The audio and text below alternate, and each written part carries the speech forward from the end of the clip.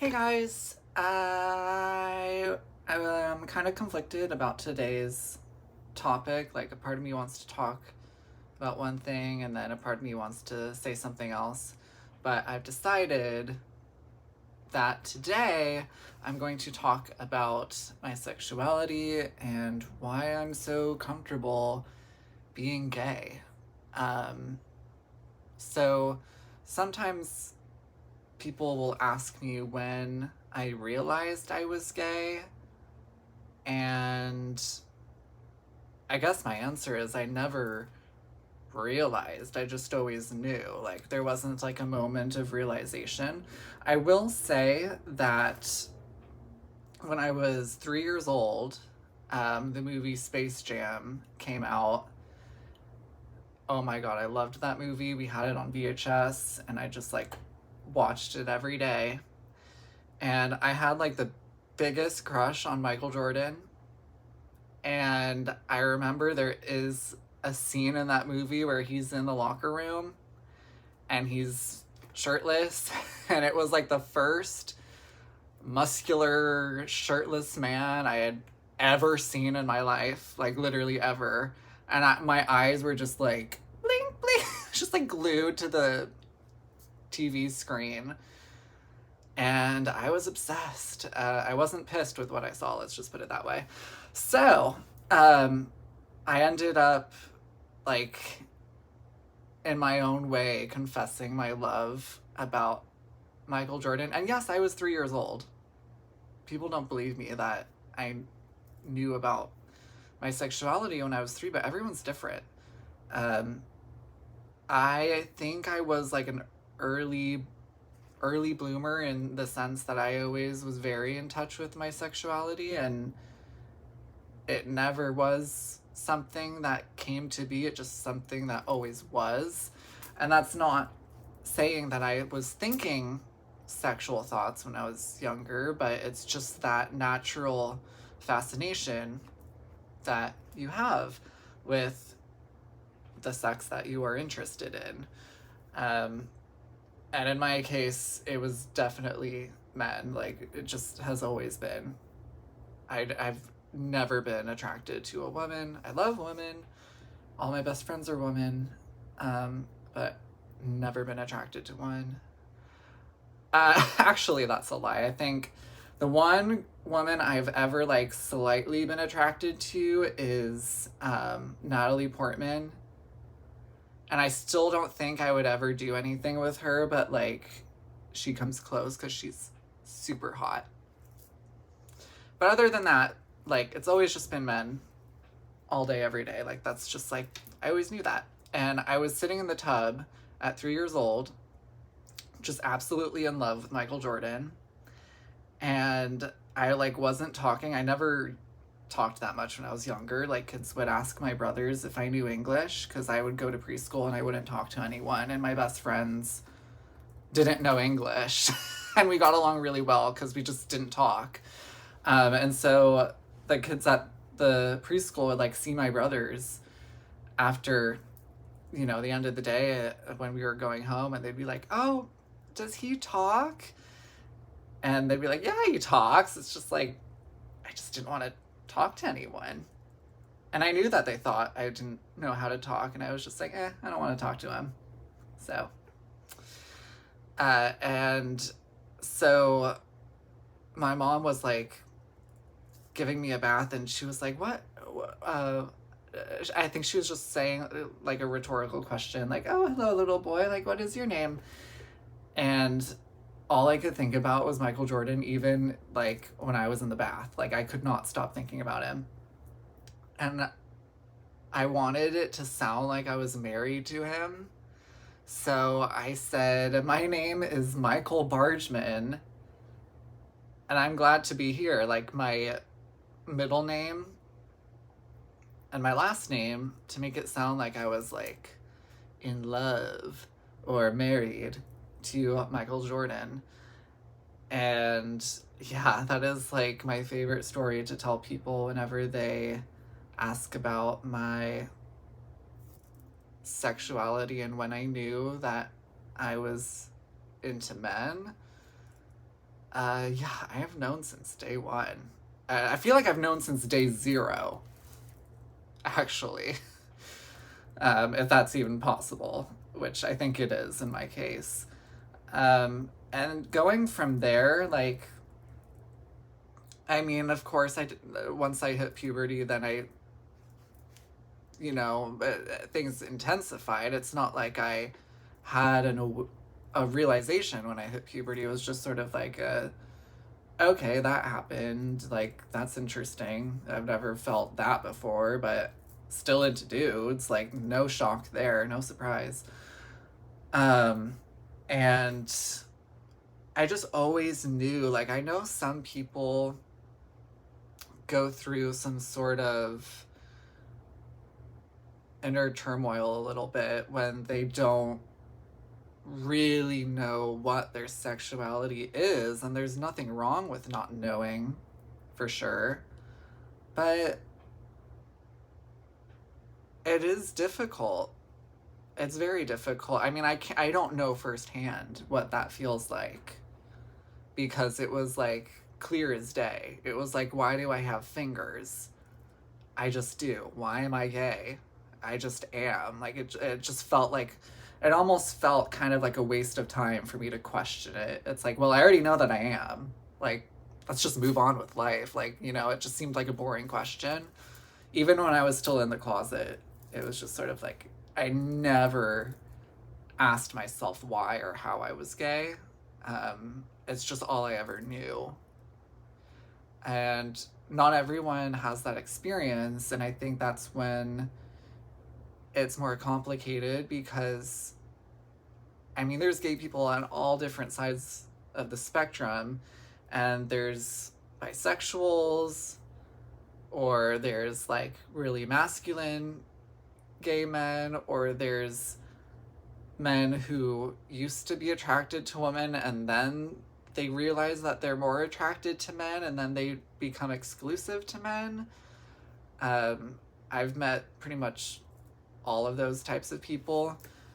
There is not just like one type of gay. I'm definitely the extreme. Like, if there's like super gay and like, bisexual is over here, and then like mostly straight but also bisexual is on this end, like I'm at like 0 on the spectrum. Like, I just always known, and it's always been very, very specific. I like guys, nothing else. And so I think it's easier to fall into society's expectations of your life when you live a more conventional life. Like, I grew up playing with Barbies. I grew up with all of my friends being girls.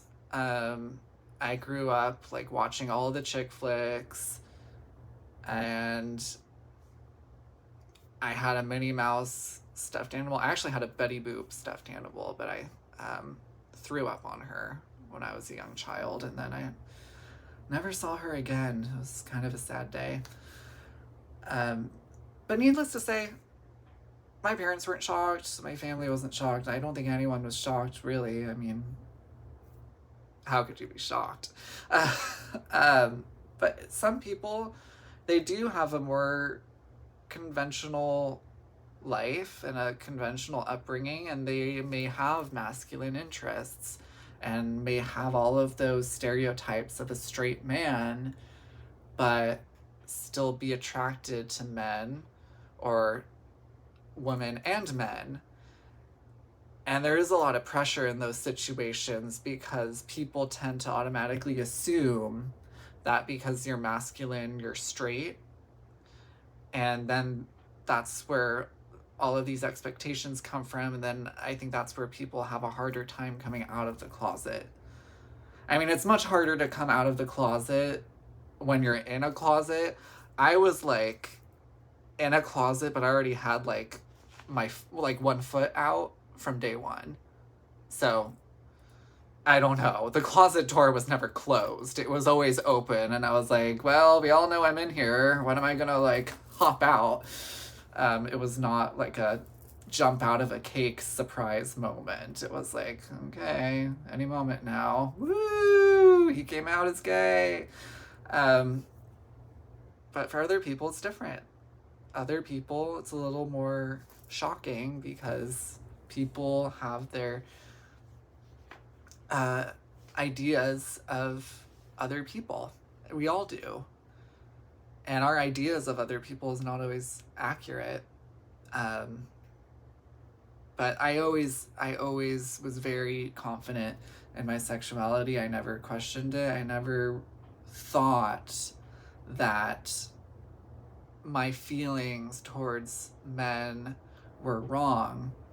I will say that, you know, there is a lot, even in, I mean, I came out when, in the early 2010, actually, I think I came out in 2010.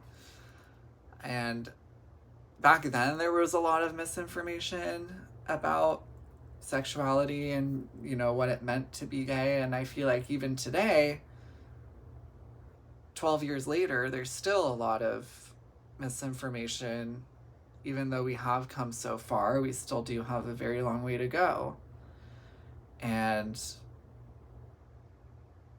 I don't know, I just feel like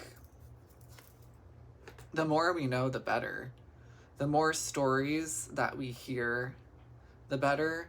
And a lot of celebrities, especially, get accused of like coming out for attention or creating a big deal out of coming out. But what people don't realize, or at least some people don't realize, is that they're doing that not just for themselves, but they're doing that so that other people out there, like kids or just people who don't otherwise have experience with gay people, can see someone come out of the closet and realize that there are more people like them. Like, I'm not even like a Ricky Martin fan. I'm gonna be honest. I just don't listen to his music.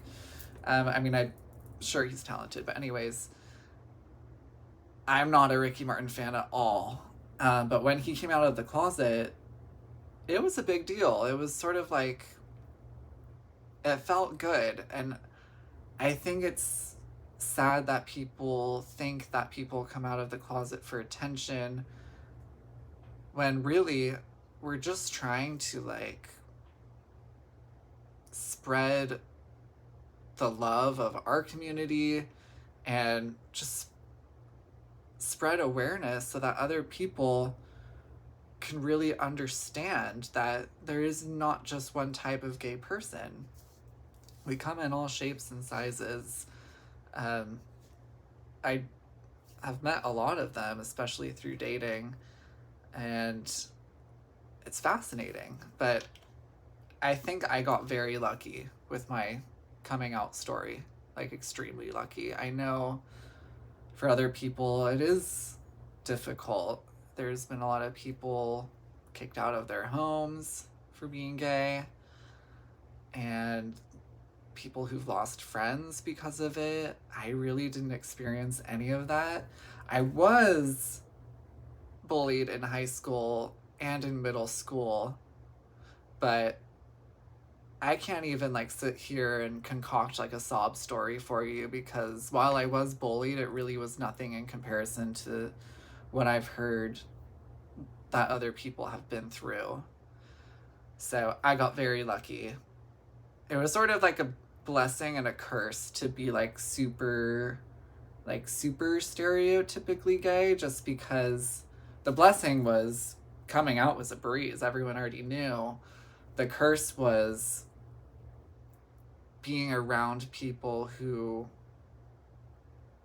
were not very accepting of all of my differences. And I still play with dolls today. I mean, hello. I'm a Blythe collector. I'm a Bratz collector. And I took a lot of joy in playing with my dolls when I was a little boy, and I still do today. It's just one of those things that when I am in that zone and I'm spending time with my dolls, Granted, me playing with my dolls today usually means photographing or doing something artistic, but back then it was just playing make-believe and dressing them up or throwing little parties with my Barbie Grand Hotel, which I really regret getting rid of. Oh gosh, how I wish I still had that. There's always those things that you give away as a child, especially as toy collectors, I've realized. We always have that regret of like that one toy, or sometimes even a whole bunch of toys that we gave away. Like, I donated all of my Barbies, I donated my Grand Hotel. And at the point, I thought I was like, oh, I'm too old to play with dolls. But look at me now. That's funny. So that's my story. I mean, it started as something silly, like me falling in love with Michael Jordan, but it's just who I am, and we're all so different.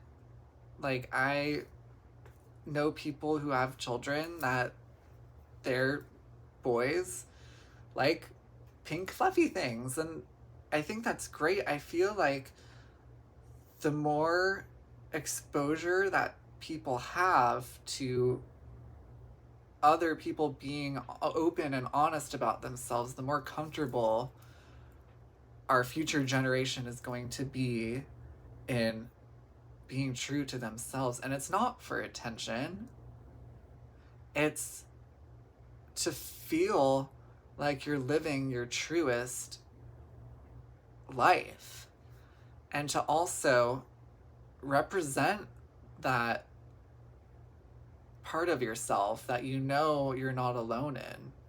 I mean, imagine if no one ever came out of the closet. Imagine if no celebrity ever came out of the closet. I don't think that the gay community would be taken as seriously. I think it's important to have exposure and make our voices heard. So that is my story. There's a whole lot more to that, but that's that. I did find out today, just on a side note, that my psychiatrist is retiring, and I don't know if that completely has to do with the subject, but it kind of does, because a lot of gay people, just due to everything that we go through and we're growing up, or our upbringing, or the way society views us, we all could benefit from a psychiatrist. I think everyone could really benefit from a psychologist and a psychiatrist, but anyways, I will be discussing that more in another video, but I just feel very reflective today, so that's that. I hope you guys have a good Friday, and I will see you tomorrow.